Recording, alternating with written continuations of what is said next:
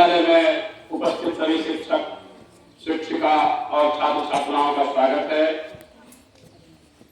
आज के दिन का ऐतिहासिक संदर्भ बहुत ही महान है। भारत देश के लिए, भारत के लोकतंत्र के लिए और भारत के हर एक नागरिक के लिए आज एक महान दिन है, अत्यंत महत्वपूर्ण दिन है। हम सबों ने इस बात को हमेशा जाना है, हमेशा याद किया है कि भारत के संविधान के निर्माण के लिए जो संविधान सभा का गठन किया गया था, उसकी पहली बैठक 9 दिसंबर 1946 ईस्वी को हुई थी। आज 9 दिसंबर है।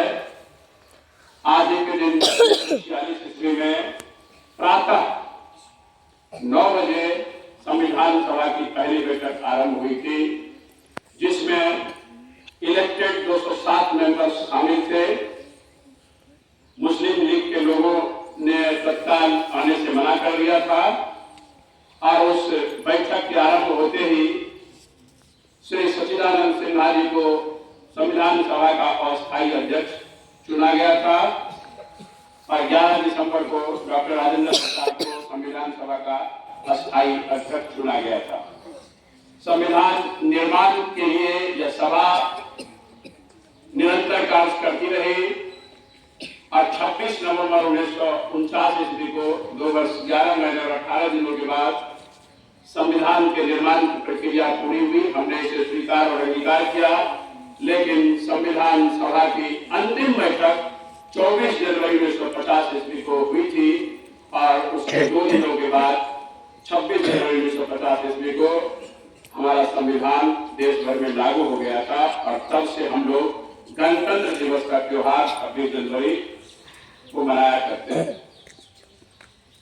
तो आज के दिन संविधान सभा की पहली बैठक हुई थी। संविधान निर्माण के कार्य के लिए कार्यवाही आरंभ हुई थी। तमाम देशवासियों के लिए खुशी का दिन है। भारतीय लोकतंत्र के लिए भी बहुत ही महान दिन है। आज के दिन की दूसरी बात है कि आज के दिन 9 दिसंबर 1898 ईस्वी को स्वामी विवेकानंद ने हावड़ा के निकट बेलूर मठ की स्थापना उन्होंने की थी। बेलूर मठ की स्थापना उन्होंने अपने गुरु रामकृष्ण जी की याद में की थी, जब उनकी अस्थि को वहां पर स्थापित की गई थी।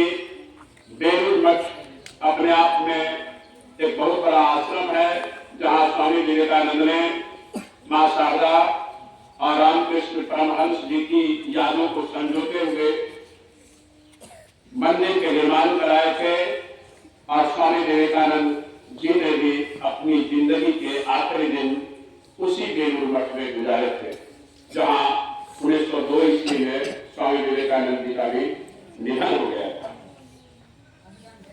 आज के दिन की तीसरी और अहम बात है, आज के दिन भगवान श्री कृष्ण के अनन्य भक्त और पदों की रचना के लिए जाने जाने वाले सूरदास जी का जन्म 1470 ईस्वी में हुआ था।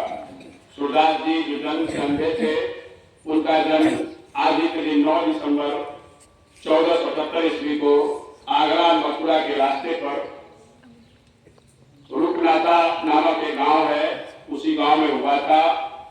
चूंकि जन्मांध थे, फिर भी बल्लभाचार्य की देख रेख में उनकी शिक्षा दीक्षा हुई। शिक्षा दीक्षा क्या कहिए, भजन गायन से उनको लगाव था, भजन गाते रहे और जन्मांध होने के बावजूद श्री कृष्ण की के लिए जो उन्होंने रचनाएं की थी, सुरसागर, सुरसारावली और साहित्य लहरी, जिनके लिए उन्हें हमेशा हमेशा याद किया जाता रहेगा। सुरसागर में उन्होंने भगवान श्री कृष्ण के बचपन की, जिसे हम लोग कृष्ण लीला के रूप में जानते हैं, उन कहानियों को बड़े ढंग से सचित्र वर्णन उनका किया है। सुरसारावली में उन्होंने रासलीला, श्री कृष्ण जी की रासलीला की चर्चाएं की हैं और साहित्य लहरी में उन्होंने अपने जीवन के अनुभवों को गद्य रूप में रचा।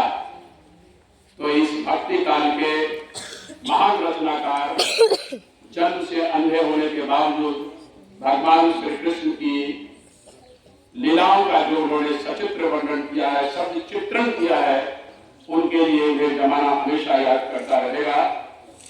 हम उन्हें भी याद करते हैं और उन्हें आज के दिन याद करते हुए उनके प्रति भी कृतज्ञता ज्ञापित करते हैं। तो आज ऐतिहासिक संदर्भ में हमने पाया है कि आज का दिन वास्तव में महान दिन है। जिस दिन संविधान